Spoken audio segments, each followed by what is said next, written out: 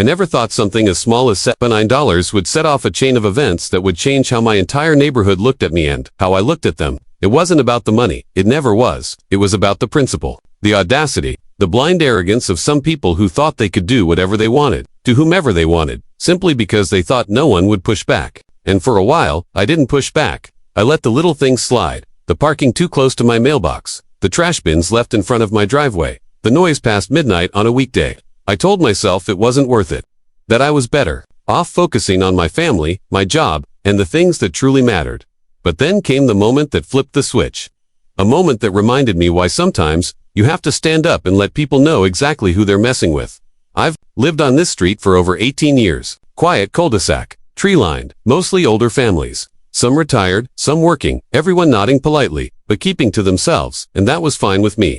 I didn't need backyard barbecues and neighborhood block parties. I needed peace, a place where my wife and I could raise our 2 kids without worrying about crime, noise, or nonsense. I was the police chief, after all, not just of the local precinct, but of the entire county. I'd seen what happens when order breaks down. I'd seen the ugliness of entitlement and lawlessness. That's why I took pride in our little neighborhood.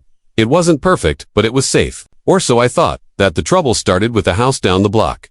New family moved in. Young couple. Flashy car. Loud music. The kind of people who looked like they were playing house but didn't know the rules.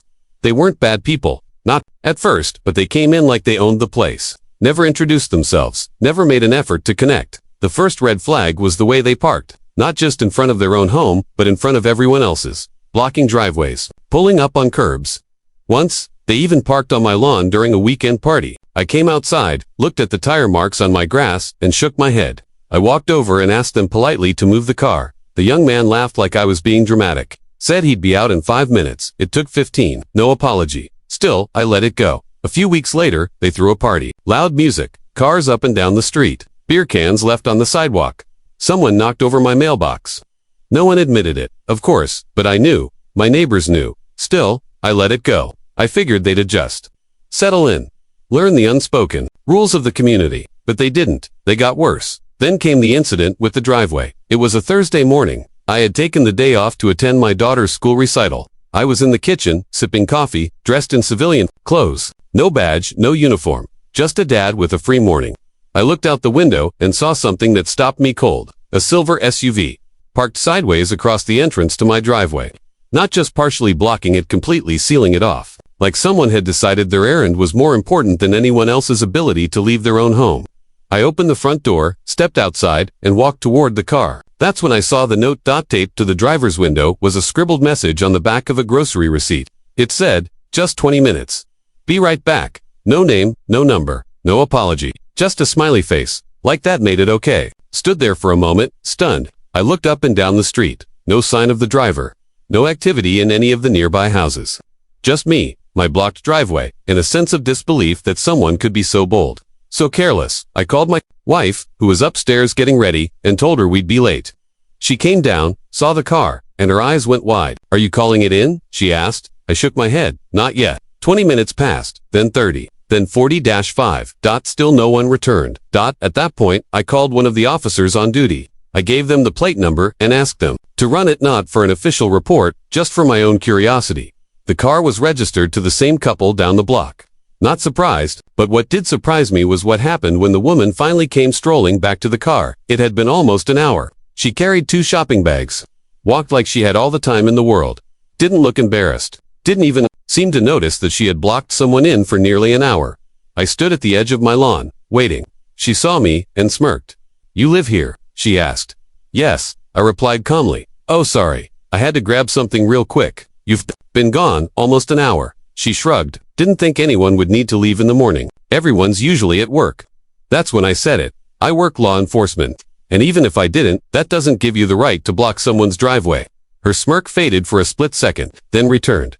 "Well, it's not like I hurt anyone." I said sorry. I didn't argue. I didn't raise my voice. I simply took a picture of the car, the license plate, and her face as she unlocked the door. She looked nervous for the first time. "What, are you going to report me over petting?" I looked her in the eye and said, "Not yet." She drove off. I stood there for a long moment. I wasn't angry. I was disappointed. Disappointed that common courtesy had become so rare, that people could inconvenience others and brush it off like it meant nothing. But I also knew something she didn't. She had no idea who I was. That night, I received an envelope in my mailbox. No return address. Inside was a note. It said, "You overreacted. Next time, don't be such a jerk about it. You're not better than anyone else. It's just a driveway." That was all. No name, no signature. But I recognized the handwriting. It matched the note left on the car. That's when I decided it was time to stop letting things slide. I didn't pull rank. I didn't throw on my badge and start making arrests, but I started watching, documenting.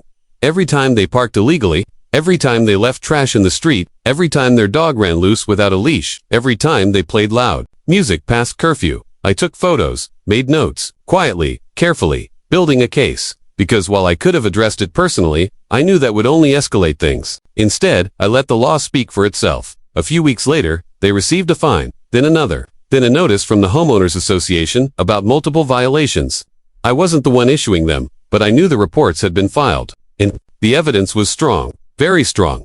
One day, the young man came to my door. He looked angry, but forced a smile. "Hey, I think there's some confusion with the HOA. We've been getting citations for stuff that doesn't make sense. I'm sure they have documentation," I said. He scratched his head. "Yeah, I guess.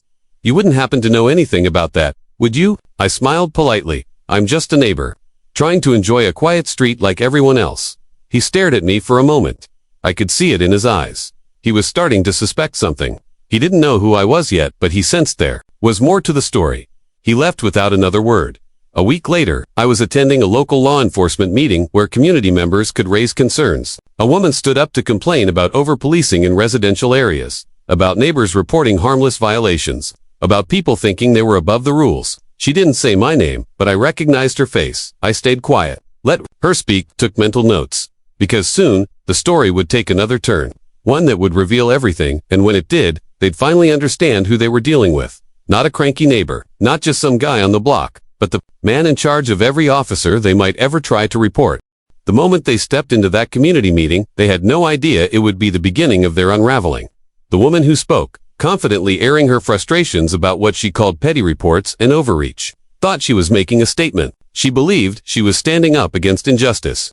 But what she was actually doing was handing me a perfect window into how they saw the world entitled, victimized, and completely unaware of how their behavior had affected those around them. I sat quietly in the back of that meeting room, not in uniform, not on stage, just another man listening. I let her talk.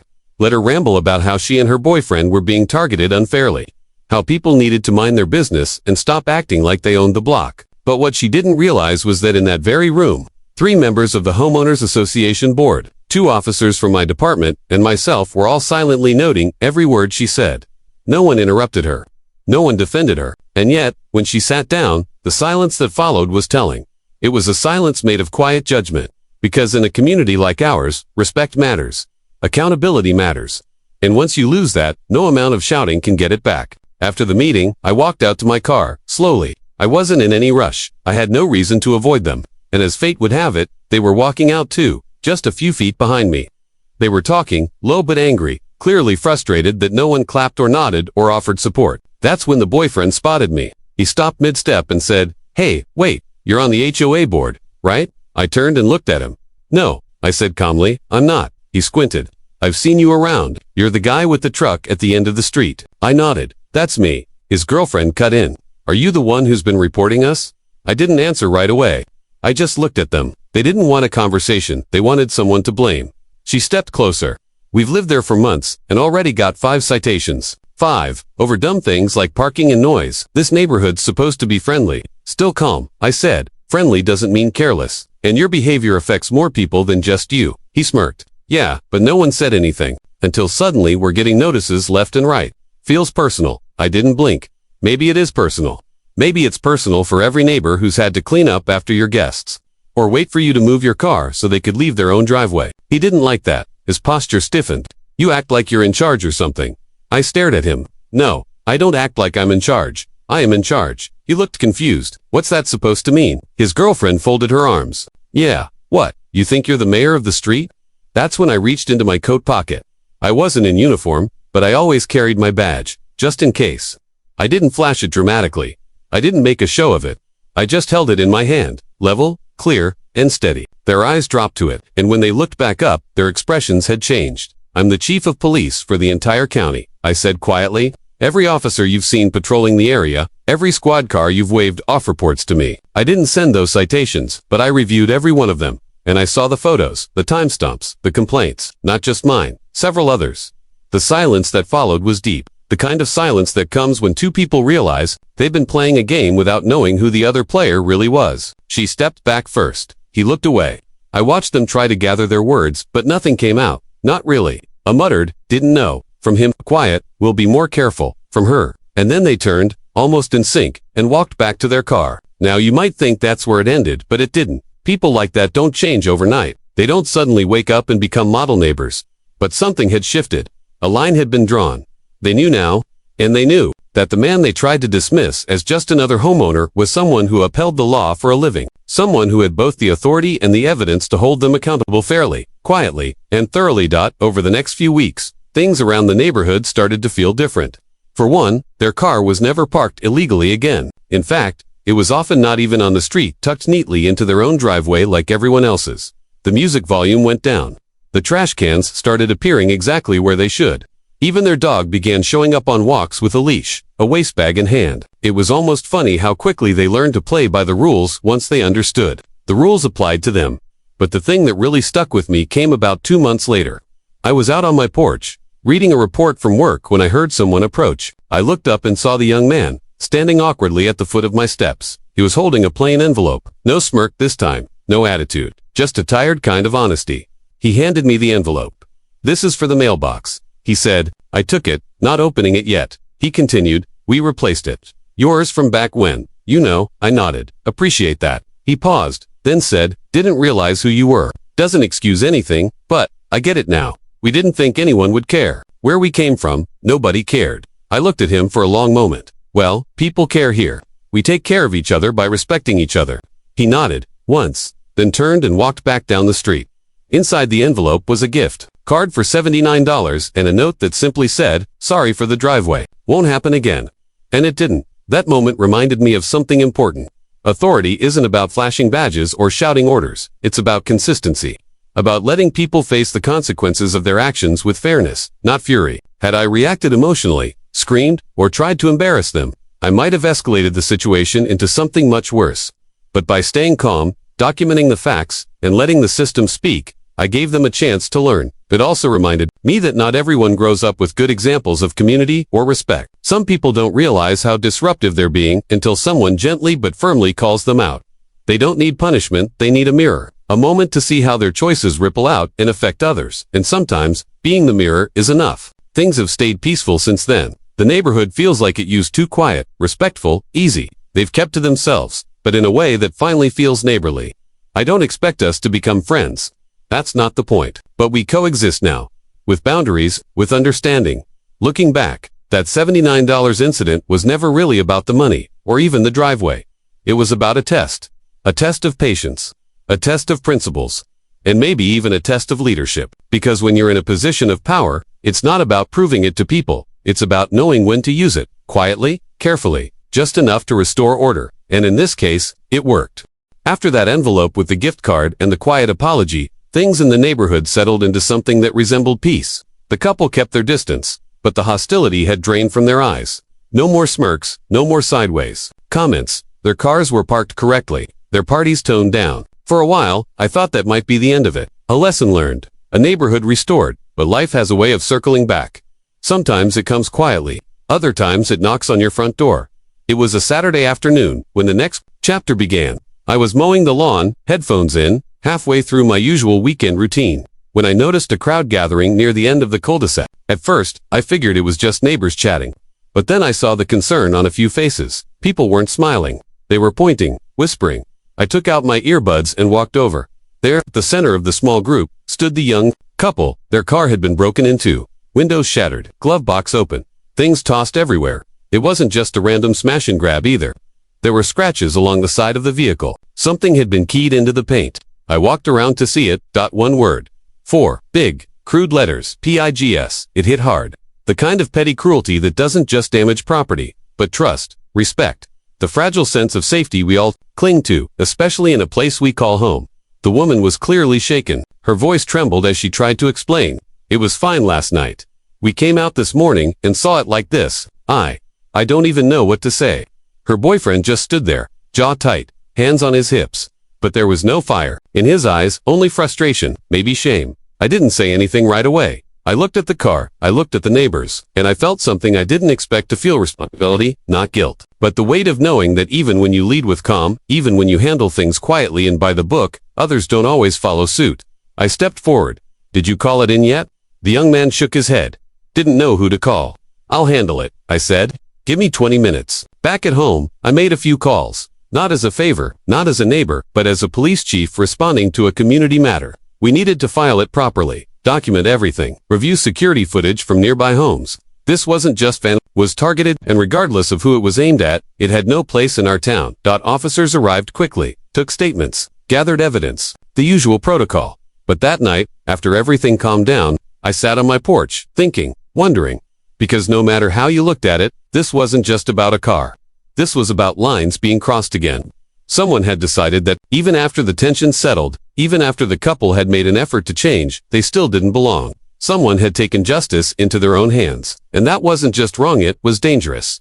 I started checking in with a few of the neighbors I trusted most, longtime residents, people who kept an eye on the street. I asked if anyone had seen anything suspicious. A car they didn't recognize. Unusual movement late at night. Most said no. But one neighbor, a quiet, retired woman who lived across the street, hesitated. There was a truck, she said slowly. Late last night, I couldn't see the plate, but I heard the engine. It wasn't one of ours. Did you see anyone get out? No, just heard footsteps. Then the sound of breaking glass. I turned on the porch light and they were gone. I filed it away. I didn't say much, just thanked her and left. That week, we followed up on footage from nearby cameras. And sure enough, a blurry figure appeared on two of them. Hoodie, backpack, quick movements. Not enough to identify a face, but enough to trace a general direction. It wasn't a neighbor. It wasn't someone from our street. This was someone from outside. Someone who had been watching, waiting. But why them? Why now? That's when I started thinking about motive. What if this wasn't about the couple at all? What if the vandalism was a message for me? I asked one of my officers to look into recent arrests in the area. Anyone recently released, anyone who might have a reason to send a message to a police chief. A few names surfaced. One, in particular, stood out: a man we had arrested 6 months prior, small-time vandal, drug possession, known to leave threats behind, and he used to live one town over, just a few blocks from where the young couple had moved in from. Connections began forming. Threads pulling tight. It was possible that this man had followed them, blamed them for something, or maybe just used their car as a canvas to send a bigger message. Maybe he saw them arguing with me weeks earlier. Maybe he thought it would strike a nerve. And he was right, because it did strike a nerve. Not because it scared me, but because it reminded me how quickly a peaceful place can become a target. How one act of aggression can ripple through a neighborhood, create fear, break trust. So I decided to call a meeting. Not official, just a gathering. I invited every household on the street. Told them it was time to talk not about the vandalism itself, but about who we were as a community. What we stood for. We met in the cul-de-sac. Folding chairs circled up under the late afternoon sun. Kids played on scooters nearby. Dogs barked in fenced yards. The hum of suburban life, with something heavier underneath. I stood up and spoke plainly. I told them everything. About the blocked driveway, the citations, the apology, the vandalism, and the investigation. I didn't name names, but everyone knew. I told them that law only works when we all agree it matters, not just when it benefits us. That accountability is not the same as punishment. That dignity doesn't come from power, but from how we treat people, even when they make mistakes. One of the neighbors raised their hand. So, what do we do now? And I said, we be better. We don't let frustration turn into sabotage. We don't turn our homes into battlegrounds. And if someone doesn't belong here, truly, then we handle it the right way. People nodded. Some quietly, some with tears in their eyes. The couple stood in the back. They hadn't said a word the entire time.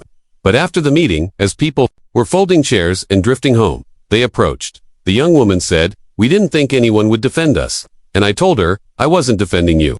I was defending what this street stands for, and what it should continue to stand for. They didn't say much more. They didn't have to. Sometimes, the loudest apologies come in silence. Sometimes, the deepest change doesn't need a speech. It just needs a shift. In the days that followed, I noticed something I hadn't before. They started waving to people, saying good morning, picking up litter when they walked their dog, helping an elderly neighbor carry groceries. And maybe that was their way of earning back something they had never truly earned in the first place. 2 months passed. Summer edged toward fall. and the tension that had once lingered in the air had faded like morning fog. People smiled more freely. Even the couple, who had once been the unspoken subject of every side-eye and closed curtain glance, had started to feel normal. Their cars were parked where they should be. Their parties had become rare, quiet. They'd begun to fit in, not perfectly, but sincerely. And that's what mattered. I had moved on to, my job never stopped, and the world outside the cul-de-sac was always full of chaos, demands, and decisions. I'd go to work, make the hard calls, then come home to that little street with trimmed hedges and porch lights. I never told anyone how much that peace meant to me. Because sometimes, when your job is to clean up messes, you crave a place where everything just stays still. But peace has a funny way of testing itself. You never know how strong it really is until something cracks it. It was a Thursday evening when the storm rolled in, literally. Heavy rains. Wind that howled between the houses. Tree limbs shook. Power flickered. By midnight, the entire street went dark. No lights, no internet, just the sound of water and thunder, and the occasional thump of something falling nearby. Around 2 a.m., I got a call from a number I didn't recognize. My phone lit up in the dark room. I almost didn't answer, but I did. It was the young woman from down the street. She sounded scared, breathless. "I'm sorry to call so late," she said. "There's water, flooding. It's coming into the garage, and I think it's seeping into the living room. And my boyfriend's not here. He went out to check on his brother before the power went." She paused. I could hear the fear in her voice. I didn't know who else to call. I was out of bed in seconds. Threw on boots. Grabbed a flashlight and my rain jacket. As I stepped outside, the wind slapped against my face. Water pooled around my ankles instantly. It wasn't just them. The whole block was starting to flood, but theirs was the lowest house on the street. When I got there, I saw her standing in the open garage, water already ankle-deep and rising. Her eyes widened with relief when she saw me. We didn't speak much. There wasn't time. I helped her move boxes, unplug electronics. We pushed furniture up onto crates and towels. Used a broom to push water toward the corner drain. A few neighbors noticed. 2 more joined in. Buckets, towels, tools, whatever we had.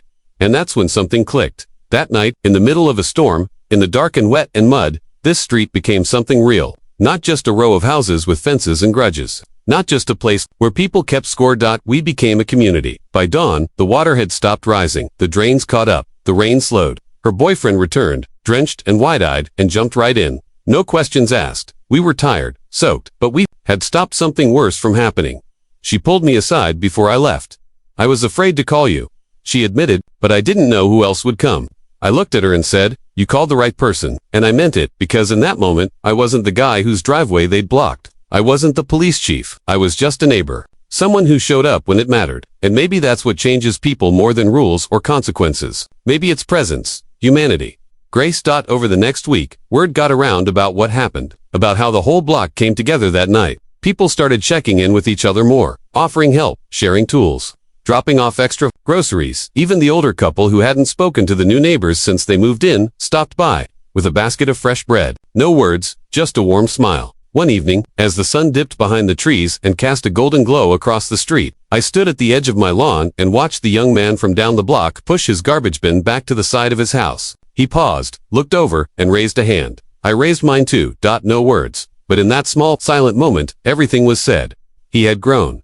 They both had, and so had the neighborhood. From confrontation, to restoration, from silence, to understanding, from a blocked driveway, to shared ground. It made me think about the nature of respect, how it's not always demanded or enforced. Sometimes, it's earned in the quiet places during storms, in late-night phone calls, through small acts of help that no one will ever write down. You can hold a badge, wear a title, be in charge, but real leadership, real community, that's something deeper. It's patience. It's strength with softness. It's knowing when to act and when to step back. And sometimes, it's just showing up at 2 o'clock in the morning when someone is scared and needs help.